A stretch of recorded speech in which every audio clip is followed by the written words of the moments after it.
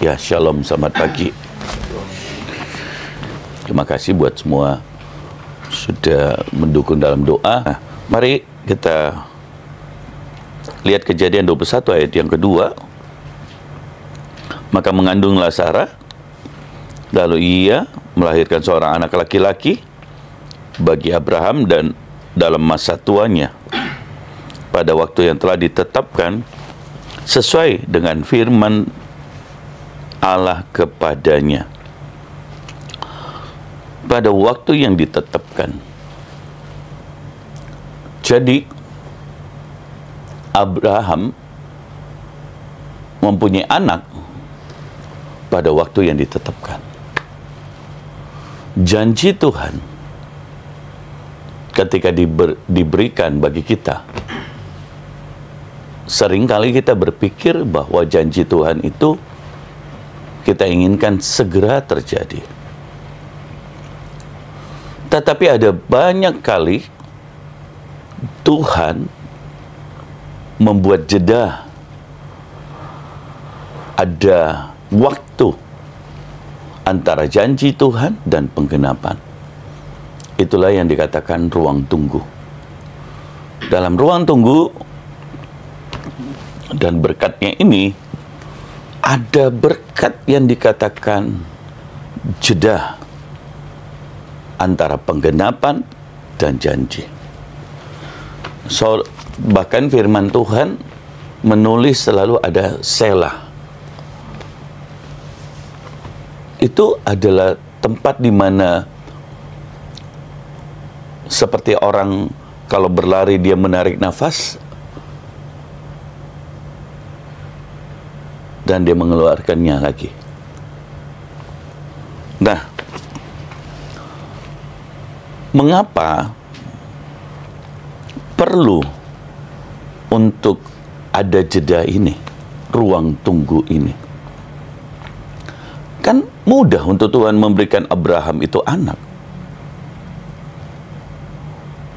Bukankah dia juga menciptakan Adam dan Hawa, bahkan dari debu tanah liat? Apa sulitnya?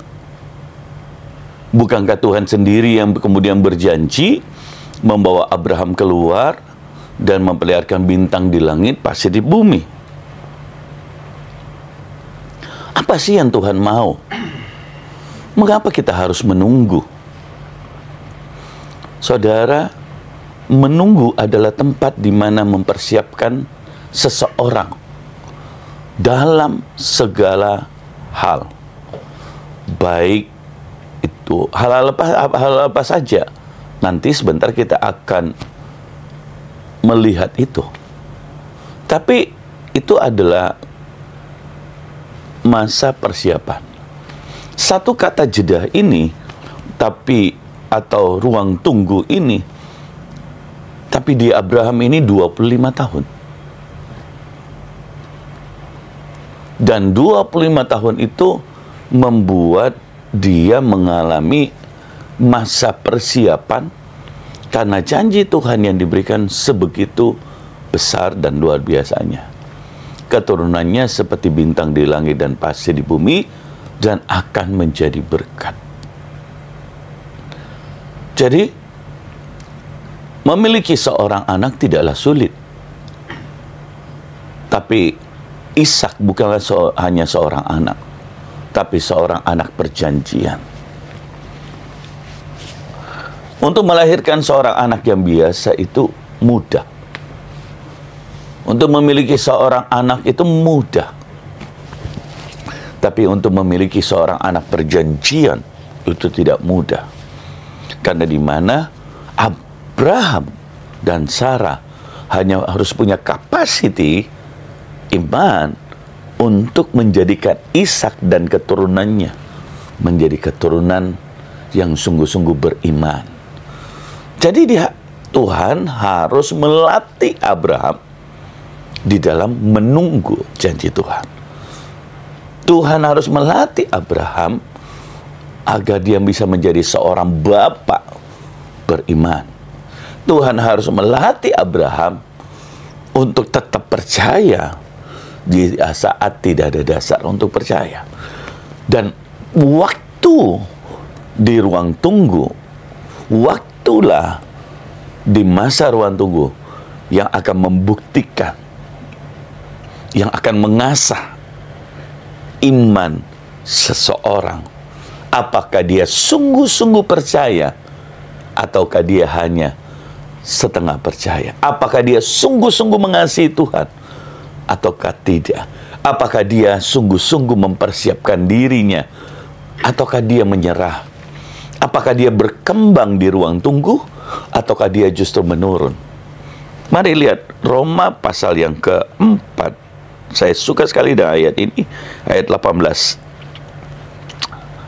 Roma pasal yang keempat, ayat 18. Ini yang dilakukan Abraham, ya.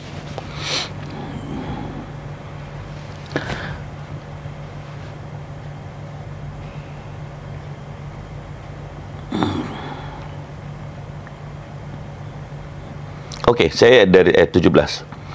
Seperti ada tertulis, engkau telah kutetapkan menjadi bapa banyak bangsa di hadapan Allah yang kepadanya ia percaya bahwa Allah yang menghidupkan orang mati dan menjadikan dengan firman-Nya apa yang tidak ada menjadi ada. Jadi satu kunci mengapa Abraham percaya, karena dia mempercayai Tuhan yang menjadikan firman apa yang tidak mungkin menjadi mungkin, apa yang tidak ada menjadi ada. Apa yang ditetapkan Tuhan, apa yang difirmankan Tuhan, itu mesti terjadi. Saudara, gini, kalau dalam kehidupan saudara sehari-hari serba instan, bisakah engkau di titik mempercayai Tuhan bahwa tidak ada Tuhan menciptakan yang tidak ada menjadi ada? Hanya ketika saudara mengalami masa yang dimana segalanya itu rasanya sudah tidak mungkin secara manusia, tapi menjadi mungkin. Tidak ada dasar lagi untuk berharap, tetapi dia tetap berharap. Tidak ada lagi dokter, tidak ada lagi masa menopause, masa subur, tidak ada lagi tenaga, tidak ada lagi, serba tidak ada, saudara.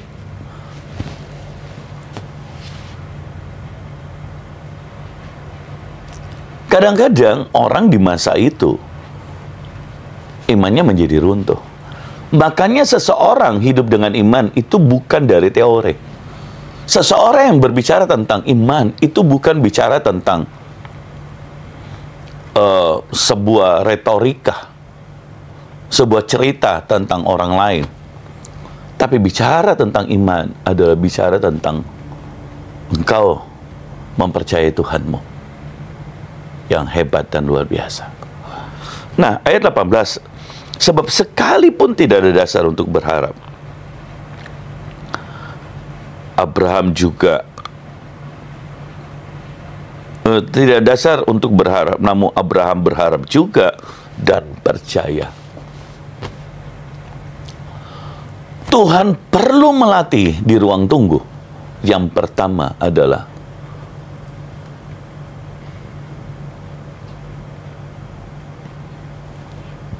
pengharapan saudara diuji di ruang tunggu.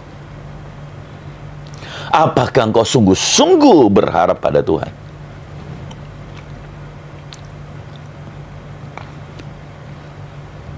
Harusnya di ruang tunggu pengharapanmu semakin kuat sekalipun tidak ada dasar untuk berharap. Inilah berkat ruang tunggu. Pengharapanmu tidak tidak goyah, pengharapanmu tidak menurun, pengharapanmu tidak berubah menjadi kecewa, pengharapanmu tidak berubah menjadi bersungut-sungut, tetapi pengharapanmu justru semakin kuat. Bahkan di saat tidak ada dasar untuk berharap, tapi engkau tetap berharap kepada Tuhan.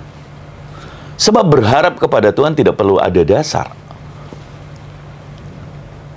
Oh, ada kemungkinan dokter ini berkata bisa. Oh, ada kemungkinan ya Sarah karena Sarah masih sehat. Oh, Abraham masih oke. Gitu. Satu-satunya dasar yang Tuhan inginkan dalam hidup kita adalah Tuhan. Sampai di titik engkau benar-benar hanya bergantung, berharap, menggantungkan segalanya di atas firman Tuhan. Proses inilah yang membuat Abraham itu menjadi bapak orang beriman. Proses inilah yang saudara harus pahami dari Tuhan. Di mana pengharapanmu itu harus full, harus digantungkan kepada Tuhan dan bukan kepada orang, bukan kepada barang, bukan pada harta dan benda.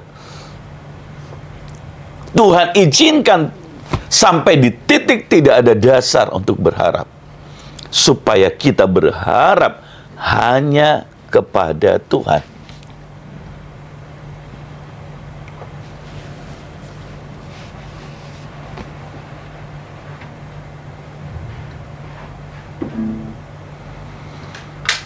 Bahwa ia menjadi bapa banyak bangsa menurut yang telah difirmankan, demikian banyaknya nanti keturunanmu. Tidak ada dasar untuk berharap, tapi dia tetap percaya akan firman Tuhan, demikian nanti banyaknya keturunanmu. Mungkin orang berkata gila, Abraham ini gila, sudah tua, sudah dalam keadaan begini, masih tetap mau percaya pada Tuhan. Tuhan yang saudara dan saya percayai bukan manusia yang bisa mengingkari perkataannya. Seseorang beriman bukan dari perkataannya saja, tapi sikap hidupnya, responnya, sikap hatinya, ketaatannya. Apakah dia sungguh berharap dan percaya kepada Tuhan di saat tidak ada dasar untuk berharap, di saat tidak ada lagi kemungkinan, tapi dia tetap percaya. Ayat 19, imannya tidak menjadi lemah walaupun ia mengetahui bahwa tubuhnya sudah sangat lemah karena usianya telah kira-kira 100 tahun dan bahwa rahim Sarah telah tertutup. Saudara, ujian yang kedua, berkat yang kedua adalah harusnya iman tidak menjadi lemah. Ujian ini seringkali di ruang tunggu orang imannya menjadi semakin lemah. Padahal berkat ruang tunggu adalah imannya semakin kuat. Walaupun keadaan yang lain sudah semakin lemah, tubuhnya semakin lemah, rahimnya telah tertutup,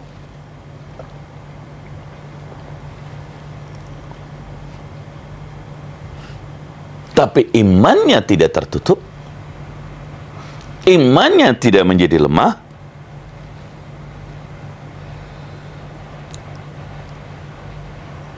Bahkan dia semakin sungguh-sungguh. Jadi di ruang tunggu, asah imanmu. Gantungkan pengharapanmu kepada Tuhan yang memberikan janji dan telah menetapkannya. Dan percayalah, apa yang ditetapkan Tuhan tidak pernah dibatalkan sampai engkau benar-benar siap.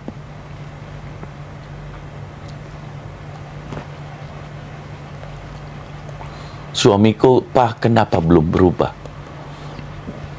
Dia sementara mempersiapkan saudara agar ketika suamimu pulang, suamimu dipulihkan, engkau juga sudah siap. Saudara bisa bayangkan, dia rindu, umpama seseorang dia rindu pernikahannya dipulihkan, tapi sikapnya masih tetap sama, suka marah, cerewet aja, bertengkar tiap hari, suaminya pulang dia tiap hari membuat kegaduhan terus. Oleh sebab itu kenapa suaminya sering keluar. Begitu suaminya pulang dan sikapnya masih tetap sama, apakah suasana keluarga itu akan pulih? Saya tidak yakin. Oleh sebab itu kadang-kadang Tuhan itu bekerja kedua belah pihak di waktu yang bersamaan, yaitu di ruang tunggu. Suami dan istri mempersiapkan mereka. Tuhan mempersiapkan Abraham dan Sarah agar mereka benar-benar memiliki iman yang tidak semakin lemah tetapi semakin kuat.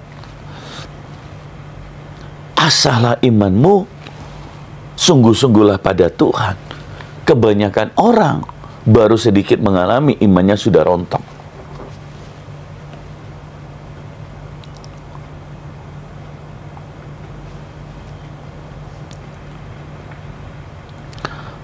Oleh sebab itu Anda perlu firman Tuhan, karena iman timbul dari mendengar firman. Anda perlu membaca firman dan merenungkannya siang dan malam. Seperti Daniel, pagi, siang, dan malam dia datang berdoa. Dia membaca firman. Perlu saudara membangun hubungan dengan Tuhan yang kuat. Tetapi terhadap janji Allah ia tidak bimbang karena ketidakpercayaan. Malah diperkuat dalam imannya dan ia memuliakan Allah. Ujian yang ketiga adalah, apakah engkau bimbang?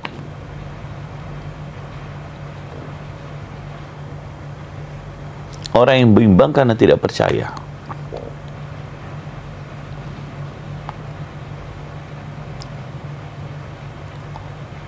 Ujian yang ketiga dan berkatnya adalah dia diperkuat imannya. Saudara tidak bisa dapatkan hal ini di tempat lain. Ini hanya ada di ruang tunggu. Apakah engkau ketika diuji iman, ketika diuji imanmu, apakah engkau tidak bimbang karena tidak percaya, ataukah malah engkau menemukan berkatnya, yaitu engkau semakin diperkuat imanmu? Di tengah-tengah ruang tunggu, di sanalah kadang kita diuji oleh Tuhan. Apakah sungguh-sungguh percaya? Apakah sungguh-sungguh kita ini beriman? Diperkuat imannya. Oleh sebab itu latih diri saudara setiap hari untuk jangan hidup dengan bimbang. Orang yang bimbang tidak akan menemukan apa-apa.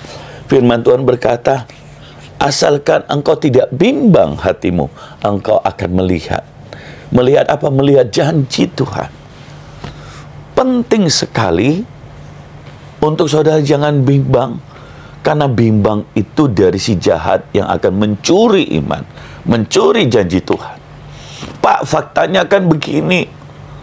Pak, faktanya kan begini. Pak, faktanya ini. Iblis mencoba di pikiran saudara, membuat Anda khawatir, bimbang, takut dengan banyak fakta-fakta yang disodorkan. Tapi Abraham, dia tidak bimbang hatinya. Jadi pilihan saudara, sekalipun keadaanmu belum berubah, tetapi bimbang atau tidak percaya atau percaya, itu bergantung saudara. Bagaimana caranya engkau harus memperkuat imanmu di saat-saat justru semakin bisa membuat engkau bimbang. Saudara harus makin dekat Tuhan, semakin bergaul dengan Tuhan, semakin tenggelam akan firman. Saudara harus semakin menggali, mengenal akan Tuhan, dan melihat sisi-sisi kebaikan Tuhan yang lain. Abraham, kenapa diperkuat imannya? Mungkin dalam satu hal, dia sedang menunggu janji Tuhan. Tapi dia bisa melihat bagaimana Tuhan menyertai dari Ur Kasdim, tiba di tanah Kanaan. Bagaimana Tuhan menyertai setiap hari. Bagaimana Tuhan memberkati dia. Bagaimana Tuhan memberikan tanah demi tanah. Bagaimana Tuhan memberkati yang lain. Jadi mari lihat sisi yang baik yang bisa memperkuat imanmu. Jangan terus melihat hal-hal yang membuat bisa engkau bimbang. Karena ada begitu banyak kebaikan Tuhan. Ada begitu banyak janji Tuhan. Dan kadang-kadang ada satu janji Tuhan yang kita mesti tunggu. Dan orang kadang-kadang menuduh Tuhan itu tidak baik. Karena apa? Dia dibutakan matanya dengan mata duniawi. Dia dibutakan matanya dengan keinginannya sendiri. Dia dibutakan matanya dengan umpan-umpan dari iblis yang membuat dia terjerat. Dan kemudian bisa menjadi berdosa. Saya berdoa tidak ada satu orang pun yang bisa masuk dalam jerat iblis. Jangan masuk karena engkau punya pengetahuan akan firman Tuhan. Kita akan bahas nanti di seri yang lain, jerat-jerat, saudara. Dan saya berdoa, saudara akan menjadi orang-orang yang tidak gampang masuk dalam jerat ini. Ingatkan saya, dan saya sangat powerful untuk hal ini, jerat-jerat iblis. Nah, saya berdoa, saudara, Anda sungguh-sungguh powerful mengalami berkat Tuhan di ruang tunggu ini. Apalagi berikutnya, saudara. Ayat 21, dengan penuhi keyakinan bahwa Allah telah berkuasa dan melaksanakan apa yang telah dijanjikannya. Berkat di ruang tunggu adalah Abraham naik ke level penuh keyakinan. Berkat di ruang tunggu, dia tidak lagi ragu-ragu. Tapi dia penuh keyakinan bahwa Tuhan akan melaksanakan apa yang telah dijanjikan. Tuhan harus mengasah Abraham sampai dia benar-benar penuh keyakinan. Karena cerita Tuhan ini akan diwariskan dari turun-temurun kepada keturunannya. Tidak seperti hari ini, saudara, kita punya buku Alkitab, firman Tuhan. Tapi dulu tidak ada Alkitab, saudara. Jadi bagaimana caranya orang mengenal Tuhan? Dari perjalanan orang tuanya. Sebelum Abraham, orang-orang belum hidup dalam iman. Saudara, orang-orang hidup dengan Taurat. Tapi di dalam Abraham, orang-orang mengenal, orang-orang hidup dalam iman. Saudara, bukan orang-orang hidup dalam Taurat. Taurat belum diturunkan saat itu. Jadi Abraham hidup dengan iman. Setelah Musa baru Taurat diturunkan. Jadi Abrahamlah yang memperkenalkan orang hidup dengan iman.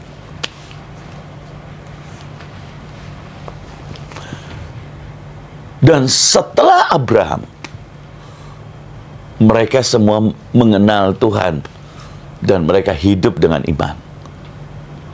Apa yang mereka percayai itu jadi. Apa yang mereka yakini itu jadi. Mereka begitu sungguh-sungguh mempercayai, itu jadi. Itu. Nah, saudara, betapa powerfulnya. Dan bukankah itu juga warisan? Bahkan firman Tuhan berkata, oleh Kristus semua berkat-berkat Abraham diturunkan juga oleh kita. Bahkan Tuhan mengingat itu.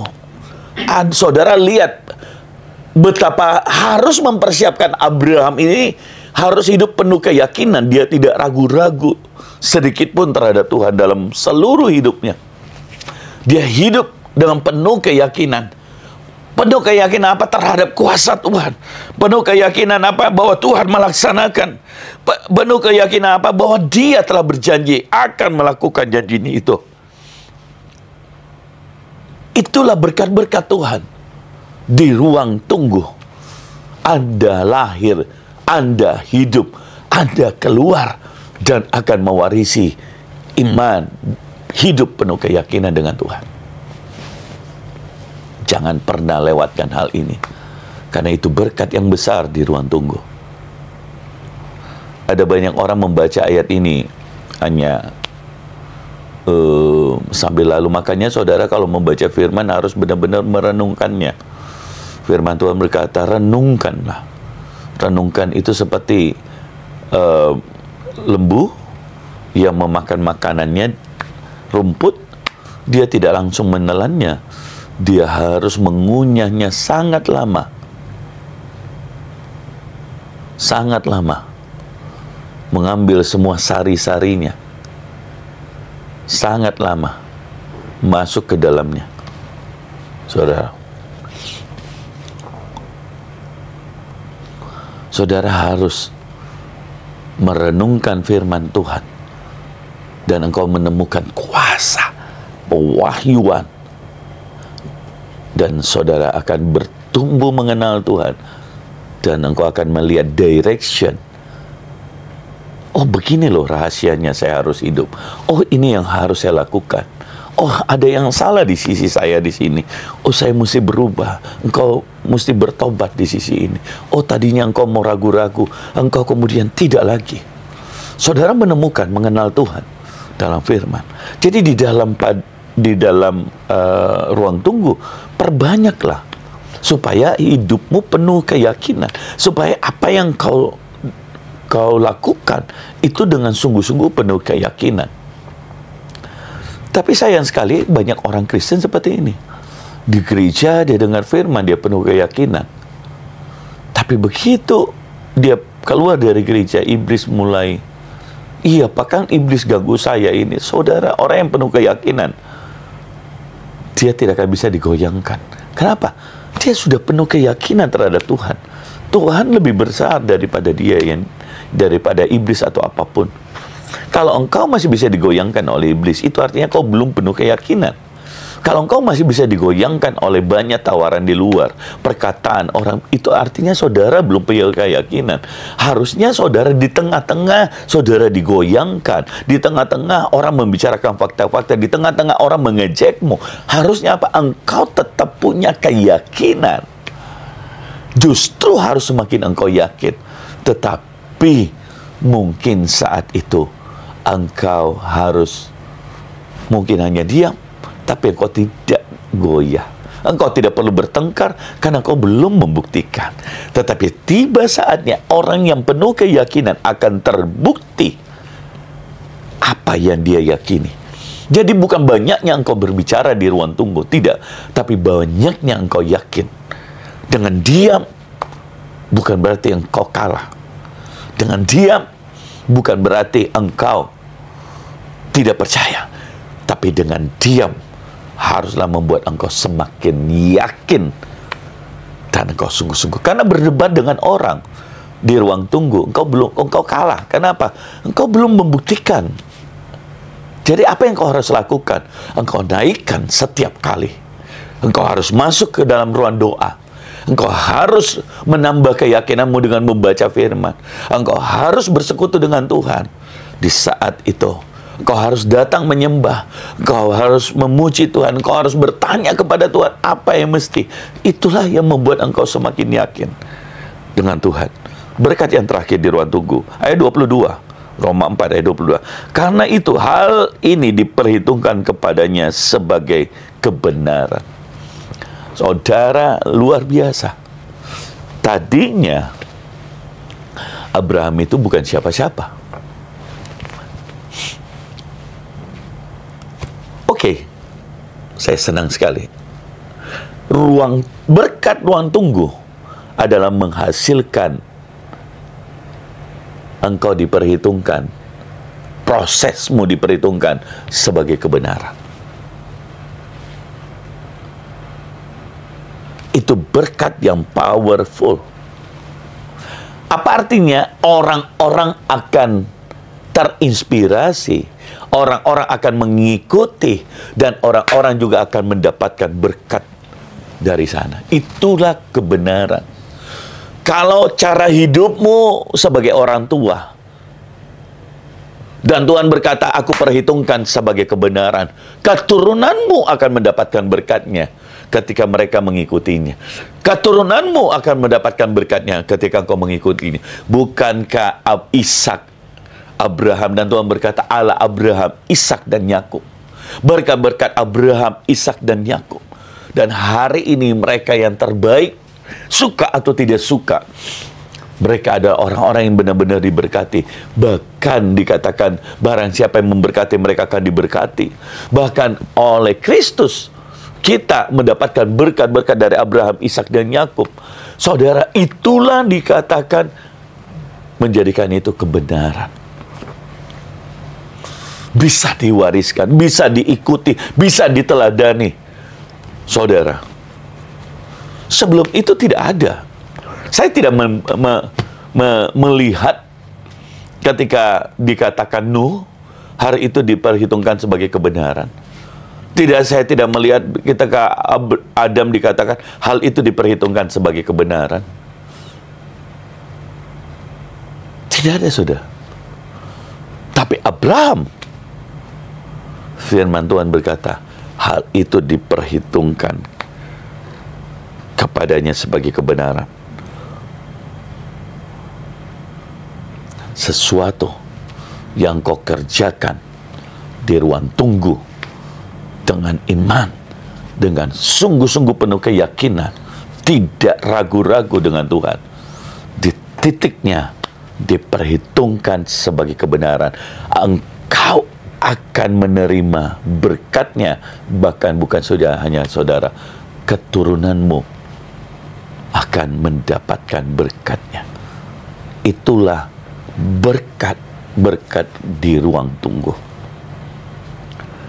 Saudara, jangan pernah lepaskan berkat ini, karena betapa powerfulnya.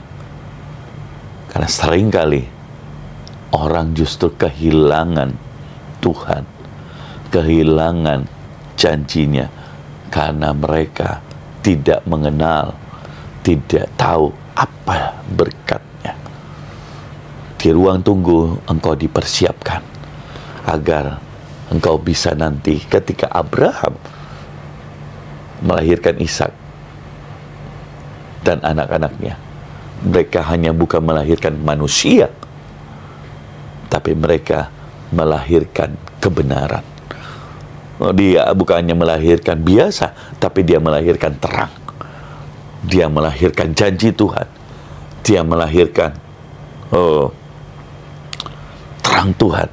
Tapi dia perlu dipersiapkan untuk ini, agar kebenaran itu diteruskan, janjinya diteruskan.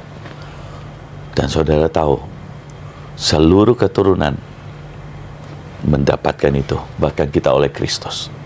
Mari tundukkan kepala kita, kita berdoa. Bapa, terima kasih buat pagi hari ini akan firman-Mu.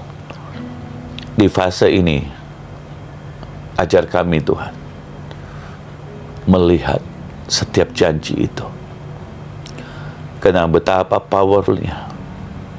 Kami percaya ada banyak berkat,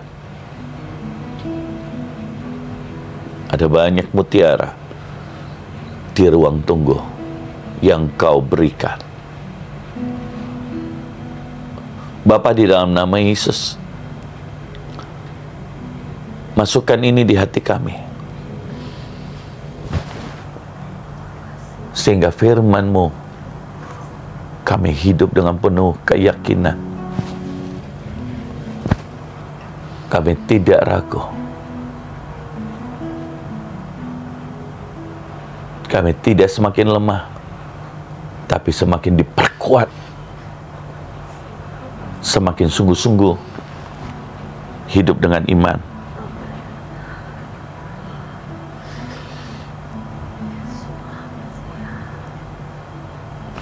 Bapa, di dalam nama Yesus, berfirman, dan firman-Mu ya dan amin. Tidak ada yang bisa membatalkan janji Tuhan, sebab apa yang Kau tetapkan pasti terjadi. Kalau hari ini kami sedang ada di ruang tunggu, itu berarti bukan tertutup. Sekalipun rahim Sarah tertutup, tapi Engkau Tuhan menciptakan dari tidak ada menjadi ada, apalagi hanya membuka. Dan dengan iman, segalanya akan terbuka di dalam nama Yesus. Dengan iman, segalanya tidak menjadi lemah, tapi semakin kuat. Dengan iman, di dalam nama Yesus, kami semakin berharap dan percaya. Karena dasar pengharapan kami bukan manusia, tapi firman-Mu. Sehingga semuanya Engkau perhitungkan sebagai kebenaran. Perjalanan hidup kami Kau perhitungkan sebagai kebenaran yang akan diwarisi oleh anak-anak kami, oleh anak-anak rohani kami, yang akan diwarisi dari generasi ke generasi, yang akan diceritakan dari generasi ke generasi, dan mereka akan mendapatkan berkat. Bapa, di dalam nama Yesus, dalam nama Yesus, dalam nama Yesus, kami sungguh-sungguh bersyukur karena kami punya Tuhan yang ajaib dan luar biasa. Firman-Mu ya dan amin. Dan di dalam nama Yesus, dalam nama Yesus, biar terang kemuliaan-Mu Tuhan menyinari kami. Dan di dalam nama Yesus, Tuhan memberkati, Tuhan memakai setiap kami untuk kemuliaan nama-Mu. Dan di dalam nama Tuhan Yesus, terima kasih Tuhan, kami bersyukur. Dan di dalam nama Yesus, nyatakan sekali lagi, terima kasih Tuhan. Kami berdoa buat acara sebentar malam, besok malam, hari Minggu di tempat ini, dan sore hari malam hari. Tuhan, hamba-Mu Eli Muntega, Engkau telah kirim. Tutup bungkus dengan kemuliaan-Mu, tutup bungkus dengan darah-Mu. Tuhan, Engkau yang ambil alih, Engkau yang nyatakan, Engkau yang bekerja, Engkau yang menghandle segalanya. Tutup bungkus kotak ini dengan kuasa darah-Mu. Dan di dalam nama Yesus, Bapa, kami berdoa di dalam nama Yesus. Tuhan, Kau yang bekerja memberkati. Terima kasih Tuhan. Kami bersyukur atas segala sesuatu. Kami bersyukur bahwa Engkau mengirim. Tapi kami berdoa biar setiap mata tertujuannya kepadamu, pada Kristus saja. Kami berdoa setiap rencana si jahat tidak ada yang dapat berhasil. Dan di dalam nama Yesus, Tuhan, setiap orang yang sakit, biar mata mereka tertuju kepadamu dan menerima kesembuhan dari Engkau. Bapa, di dalam nama Yesus, pakai hamba-Mu untuk kemuliaan nama-Mu. Berkati setiap panitia, baik di Surabaya, terlebih khusus di tempat ini. Biar unity terjadi Tuhan. Dan dalam nama Yesus, terima kasih Tuhan. Terima kasih, kami beribadah kepada Engkau. Dan Engkau buat kami terus belajar Tuhan, untuk sungguh-sungguh Dan kami mau terima berkat yang dari Engkau saja. Terima kasih Bapa, dan di dalam nama Yesus hamba berdoa. Amin.